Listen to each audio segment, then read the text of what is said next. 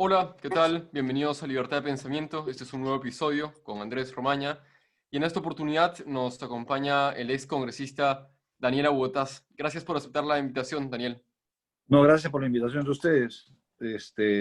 Bueno, en estas condiciones que estamos ahora encerrados, acabo de recibir la noticia del fallecimiento de el señor Capuñay, el propietario de toda la línea de Exitosa y de las imprentas de COVID. O sea que estamos marcados todos de una manera u otra por esta situación que estamos viviendo, ¿no? Un poco complicado el tema. Sí, lamentablemente todos conocemos a alguien que ha fallecido. De hecho, salió una encuesta. Justamente hoy queremos hablar de encuestas. Salió una encuesta que decía que aproximadamente el 70% de los peruanos por lo menos conoce a una persona que ha fallecido de COVID. Pero hablando de encuestas, queríamos comentar contigo, Daniel, esta encuesta publicada por Ipsos, en las que se señala que el presidente Vizcarra tiene el 60% de aprobación, a pesar del desastre que ha sido esta gestión. Y la principal razón por la que se aprueba la gestión de Vizcarra es por su lucha contra el COVID. ¿Qué reflexión te deja esta aprobación de Vizcarra, que a pesar de todo lo que sucede se mantiene en el tiempo? Bueno, refleja varias cosas, ¿no? Yo creo que en primer lugar, eh, quizá el pueblo es excesivamente generoso con quien ha repetido por lo menos 3.000 o 4.000 veces en las horas que ha estado en televisión, que hace grandes esfuerzos y grandes esfuerzos y grandes esfuerzos. Porque lo único que ha dicho, señor, es jactarse de los grandes esfuerzos que hace y los grandes esfuerzos. Entonces, probablemente la población saluda, felicita, agradece los grandes esfuerzos. Ayer hemos sido señalados con el país con la mayor mortalidad a nivel mundial por cada 100.000 habitantes. Realmente es un desastre, es una vergüenza para el país. O sea, estamos abajo de países de Haití, del África. Es una situación bastante delicada para aquellos que pretenden eh, tener acceso a algún cargo público y sobre todo para aquellos que han manejado esta situación de la pandemia. Entonces, por un lado, tú dices, tenemos el peor resultado del mundo, pero el presidente tiene la mayor aprobación. ¿Qué te puedo decir? Ese es el Perú peruano que no lo entiende nadie. O sea, no lo entiende nadie. O sea, tú con quien hablas, te habla pestes de la forma como se ha manejado la pandemia. Todo el mundo se queja de por A, por B o por C, pero al mismo tiempo, ahora, a mí siempre me queda la duda de la seriedad de las encuestas de apoyo, ¿no? Aquí hay muchísimos intereses de por medio. No olvidemos que, en mi opinión y en la opinión de varios expertos, el gran causante de la situación que estamos viviendo el día de hoy, que es que tengamos la mayor mortandad, ha sido por el uso de las pruebas rápidas. Las pruebas rápidas han tenido prácticamente confirmado cerca de un 50% de error en ambos sentidos. O sea, que decían que no tenía al que tenía y le decían que tenía al que no tenía. Entonces, muchas de las muertes de la gente mayor ha sido el ciudadano de 30 años que se hacía la prueba en el centro de trabajo, no tengo nada, iba a saludar al abuelo, a los 15 días el abuelo estaba muerto. Nosotros hemos tenido en la empresa donde trabajo 4 casos de gente que fue diagnosticada por las benditas pruebas rápidas que exigía el Ministerio de Salud, que no tenían COVID y casi se muere uno de ellos a los 7 días. Entonces, ese tema no va a pasar en la historia como un tema ligero y que nadie le va a poner, porque acá hay responsabilidades, en mi opinión, penales. Claro. Se les dijo en todos los tonos de que no se rían esas, pero a pesar de eso, entonces, ¿quiénes vendieron esas rápidas? ¿Cuánto han facturado esas pruebas rápidas? ¿Qué significa para las farmacéuticas las pruebas rápidas? ¿Quiénes están presionando o pudieran estar presionando a Ipsos para que saque estas encuestas que realmente no tienen ni pie ni cabeza desde mi punto de vista? salvo que también es otra posibilidad, el hartazgo generalizado de la población, el repudio abierto que hay hacia la clase política en general, reflejen como que el único que se ha enfrentado a esta clase política y cerró el Congreso ha sido Vizcarra y por lo tanto merece el apoyo de la población. Claro, y ¿No? de hecho una de las razones, según la encuesta Ipsos, por las que la gente aprueba la gestión de Vizcarra es por su capacidad de generar consenso. Algo que es bastante curioso porque disolvió el Congreso anterior porque se llevaba mal con ese Congreso y con este también se lleva mal. Entonces, uno no sabe realmente a qué consenso se refieren, ¿no? No, por eso, o esa encuesta ha sido hecha en media hora en un laboratorio, como ahora dicen que las hacen telefónicas, y es difícil de creer, pero sí hay una, digamos, creo yo, una gran parte de la población que reconoce el hecho de que se haya enfrentado a una clase política totalmente descalificada, mencionada como corrupta en todos los tonos y en todas las formas, y él sí se enfrentó, sacó el pecho, y eso el pueblo lo saluda y lo felicita. Entonces, ese recuerdo, más la forma como bombardeó a la población con sus mensajes al inicio de la pandemia, ¿no? Que a mí me gustaría que alguien haga un conteo de cuántas veces utilizó la palabra esfuerzo, eh, sería un dato interesante, ¿no? O sea, si alguien tiene, no sé, ustedes los jóvenes saben utilizar los discursos y ver cuántas veces hay una palabra repetida, pero yo te aseguro que no puede haber discurso de ninguna persona en el mundo que haya repetido tantas veces la misma palabra. Claro, y Porque más su parece, asesor le ha dicho, oye, véndele a la gente que te estás esforzando, véndele a la gente que te estás esforzando. claro, Entonces, y sí, esto no es dime. algo que haya empezado recién ahora, ¿no? Porque desde el comienzo del gobierno de Vizcarra, más parecía que sus anuncios, sus promesas eran una lista de anhelos, porque, por ejemplo, a comienzos del año pasado, en enero, en el programa de Mónica Delta, Vizcarra prometió que a finales del año pasado iba a inaugurar 80 nuevos hospitales, nuevos, y ahora no hay ninguno de los que ha prometido. Entonces, parece que Vizcarra las promesas solo las lanza porque se les ocurre en el momento o por motivos desconocidos no las llega a concretar. Y otra cosa que, Ha inaugurado unas carpas ahí en el norte, unas carpas sin oxígeno y sin personal. Terrible. Bueno, yo creo que no es solamente los 80 hospitales, no es solamente las dos las carreteras 20.000 centrales también dijo. las 20.000 camas que nunca llegaron, ni las 2.000 camas UCI que nunca llegaron, ni los hospitales de campaña que nunca llegaron, ni las tablets que nunca llegaron, ni los apoyos a la población que nunca llegaron, pero los culpables de todo esto es la población. O sea, no hay un sistema de fiscalización que señale las promesas incumplidas, Claro. ¿no? Y si no se han cumplido por ineficiencia, no del presidente, digamos, pensemos que el presidente lo ha hecho de buena fe, será el ministro del sector que tendrá que responder el director, tendrá que responder la OGA o el comité de convocatoria al concurso público. Pero no hay nada, a nadie le interesa nada. No hay Pero, una sola investigación del Congreso que le diga al señor presidente, usted dijo que iban a haber 2.000 camas, ¿dónde están? Que iban a traer no sé cuántos cientos de ventiladores, ¿dónde están?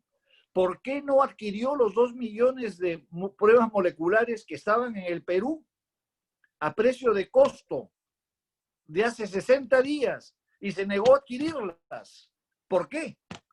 Entonces, si estamos viendo los resultados del día de hoy, que somos los campeones mundiales en nivel de letalidad, entonces, si tienes esa cancha abierta, es como que tú juegues con un árbitro que no te ve a ti.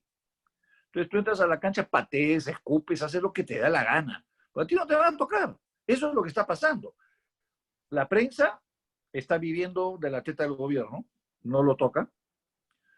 El Congreso está absolutamente desbocado, por decirlo menos, completamente fuera de lugar. Creo que no han entendido ni siquiera cuál es la función de un congresista.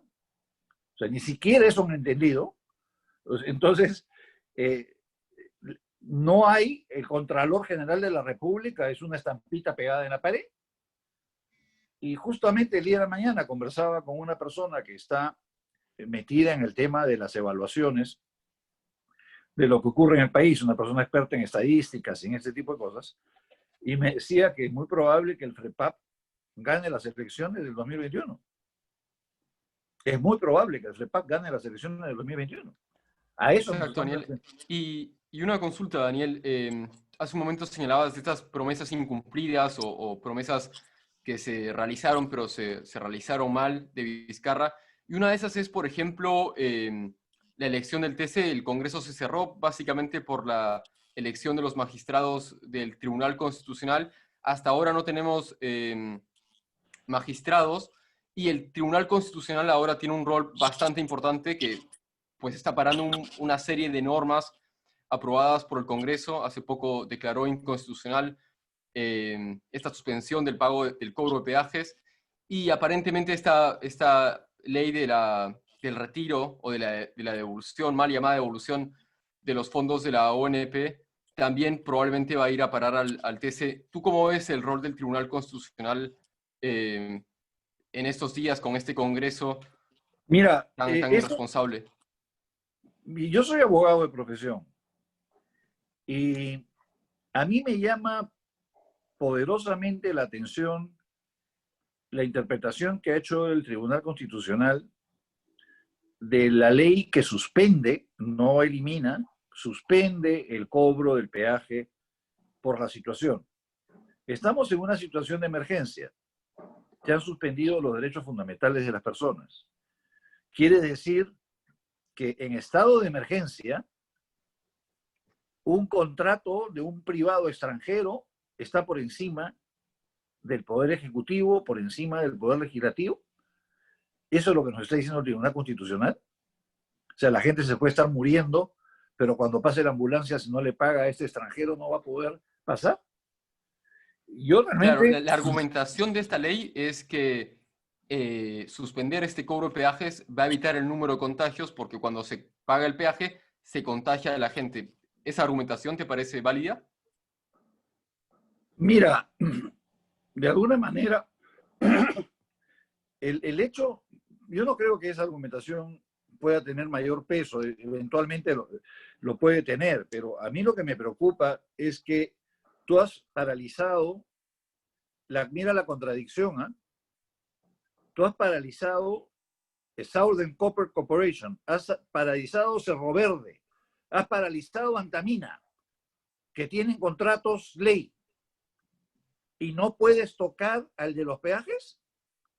Entonces, igualmente pudo haber dicho el señor gerente de Cerro Verde, ¿sabe qué, señor? Su cuarentena se va al tacho. Yo sigo trabajando porque yo tengo un contrato ley. Y lo mismo pudo haber dicho Southern Copper Corporation. Y lo mismo pudo haber dicho Telefónica. Lo mismo pudo haber dicho que todos aquellos que están amparados por contratos ley. Lo cual es una verdadera y una reverenda estupidez de parte del Tribunal Constitucional. Ahora, todo el mundo ha salido a aplaudir como foca. Yo debo estar totalmente equivocado probablemente, ¿no? O sea, hay cosas que no entiendo y esa es una de ellas que no entiendo. Y sobre esta otra ley de la llamada devolución de los fondos de la ONP, que también seguramente va a ir a parar al Tribunal Constitucional, ¿qué opinión tienes de esta ley? Eso demuestra una ignorancia sin límites realmente, ¿no? O sea, vergonzosa de parte del Congreso de la República. Y bueno, estimulado por la incapacidad del gobierno de dar una respuesta efectiva que alivie la crisis que está viviendo la población. Y alimentado por el apetito populista de todos estos engendros que hay en el Congreso de la República, que no les importa que el país se caiga a pedazos con tal de recibir aplausos, obviamente. Si a ti te dicen, oye, te voy a dar 4.000 soles, bienvenido, ¿no es cierto? ¿Quién va a decir no? Ahora, que no entiendan lo que es la intangibilidad de un fondo de pensiones, que no entiendan cómo está constituido el sistema de pensiones en el Perú, en la Organización Previsional Nacional, Eso realmente ameritaría, en mi opinión, votarlos de una patada del Congreso, todos esos señores. Y una consulta, ¿qué crees que se debería hacer con la ONP cuando, por ejemplo, se dice que esta devolución va a costar aproximadamente 14.000 millones de soles al Estado? Y por año, en promedio, se le transfiere 2.000 millones de soles a la ONP para cubrir el déficit. Es decir, es una cantidad absurda de dinero que se le traspasa a la ONP para cubrir la ineficiencia del sistema. ¿Qué crees que se debería hacer con la ONP? Mira, con la ONP no hay mucho que hacer. O sea, la ONP sabemos que tiene un régimen que recibe una cantidad de dinero que no es suficiente para pagar las pensiones actuales. O sea, los aportantes, los nuevos aportantes, gracias al sistema de AFP, o sea, antes era autosuficiente porque cobraba un poco más de lo que tenía que pagar en pensiones. A raíz de la apertura de las AFPs, cambió el panorama. Entonces, ahora hay menos aportantes y hay más jubilados. ¿Qué ha tenido que hacer el Estado para proteger las inversiones de los privados en las AFPs? Decir, yo te voy a dar tal cantidad de dinero o lo que Pero necesites. ese es un cambio demográfico mundial, que la población está envejeciendo y es algo que iba a suceder con No, o no sin es tanto eso. AFPs. No, no es tanto eso. Es más que el número de aportantes se ha reducido. O sea, la gente ya no, antes del 100% ingresaba a un sistema. Ahora tienes dos sistemas. Pero si uno tiene un número bastante alto de informalidad y aparte de eso, una población joven que cada vez es menor porque la población va envejeciendo, siempre íbamos a terminar en este problema, ¿no? Bueno, todos los países del mundo están en ese problema. Claro, O sea, en Europa están en ese problema. En Francia han querido reducirle las pensiones a los jubilados. Esos países tienen seguro de desempleo, tienen pensiones equivalentes a 1.500, 2.000 euros. Lo que fue en una época de bonanza europea, algo muy manejable, ahora no lo pueden manejar. claro, y Y están endeudados por eso el sistema de las AFPs no termina siendo comparativamente mejor. El sistema de capitalización individual. no, porque si tú analizas Y no tiene que ser privado, puede ser estatal. Muchos dicen que es una opción. lo que nadie ha dicho, por lo menos yo no lo he encontrado, lo he buscado en internet, he googleado, ¿cuánto necesitas aportar tú en monto y cuántos años para tener una pensión digna? O sea, si a ti te dicen que tu pensión de la AFP va a ser 500 soles, ¿qué ser humano puede vivir con 500 soles? Si la ONP te paga como máxima pensión 950 o 1.000 soles, ¿quién puede vivir con 1.000 soles? Entonces, en el Perú no existe un sistema de pensiones y no lo va a existir porque el nivel de ingresos de la población tendrías que tú trabajar 250 años probablemente para tener un ingreso digno. Ese análisis no lo ha hecho nadie. O sea, nadie ha dicho, señor, o sea, usted tiene que comenzar a los 8 años a trabajar ganando 4.000 soles e ir subiendo hasta y llegar a los... por esa misma razón, el factor rentabilidad que ofrece la AFP no termina siendo extremadamente beneficioso cuando la ONP no tiene el factor rentabilidad, No, que hace que ese definitivamente. aporte en el tiempo sea una cantidad mayor. Bueno, es que es exactamente igual al sistema de la ONP. O sea, la ONP no recibe los soles y los pone en un cajón. La ONP igual invierte y la ONP también tiene una rentabilidad. O sea, es un elemento fundamental en todo sistema de pensiones que los fondos tienen que tener una rentabilidad. ¿Cuál es la diferencia entre el fondo solidario y el fondo privado? Es que la rentabilidad se te asigna a tu cuenta. Lo que nadie te dice es cuánto te cuesta a ti esa rentabilidad. O sea, cuánto gana la AFP por cada operación que realiza con tu dinero. Eso no te lo dice nadie. Claro. Y Daniel, para ya cerrar, nos gustaría preguntarte, el próximo año son las elecciones, ojalá el próximo año asuma un nuevo presidente, y ¿tú cuál crees que va a ser el legado de Vizcarra? Porque pareciera que él ha implementado una nueva forma de gobernar, que es de confrontación para subir en las encuestas. Empezó con el anuncio del referéndum, luego estuvo a punta de cuestiones de confianza hasta que se disolvió el Congreso. ¿Tú crees que eso va a influir en los siguientes presidentes para que gobiernen de esa forma en caso de que no tengan mayoría, de confrontar a cada rato al Congreso con cuestiones de... No, yo creo que más bien vamos a tener un presidente absolutamente autoritario, ¿no? O sea, un fanático religioso que venga del FREPAP, que haga una especie de estado eclesiástico, no sé cuál será ni la organización que Una tienen ellos, teocracia. una teocracia, o venga un Tipo Irán. salvaje, o que venga un animal, o sea, un militarón, ahí tienes a Urresti, ¿no es cierto?, que cuando se ve con la soga al cuello comienza a patear, pero no creo que, salvo que aparezca una figura alterna, que la gente se dé cuenta del peligro, esta persona tendrá que comunicar muy bien. Ahora comunicar solamente, prácticamente, tiene los medios digitales. Es un reto tremendo, ¿no? Es un reto tremendo lo que se nos viene. Y bueno, vamos a esperar qué es lo que pasa, pues. Vamos a esperar. Y Perfecto. ya Bueno, para les finalizar, agradezco. ya para finalizar, Daniel, para llegar a los 20 minutos que quedamos, tú como un hombre de izquierda, ¿a qué candidato de la izquierda ves con la posibilidad de